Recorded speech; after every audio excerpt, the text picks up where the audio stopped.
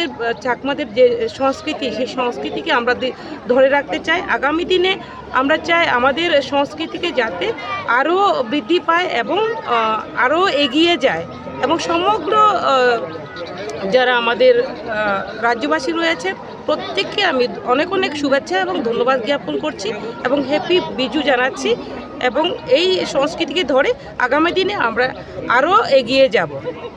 Madam, আজকের এই অনুষ্ঠানকে কেন্দ্র করে কেমন সংখ্যক লোক অংশ নিয়েছে? তো আপনারা দেখতেই পাচ্ছেন প্রতি বছর প্রচুর লোক হয় এবং আজকেও অনেক সমাগম, সকাল সকাল তবু আপনারা দেখছেন অনেক ভিড় হয়ে আছে আমাদের ঢেউ নদীর প্রাঙ্গণে।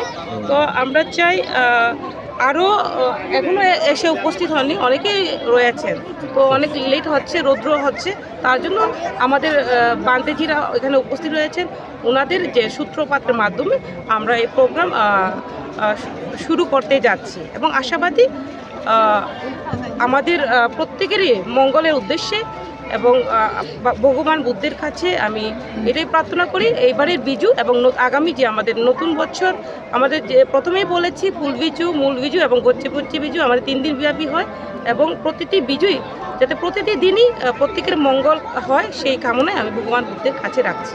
ধন্যবাদ।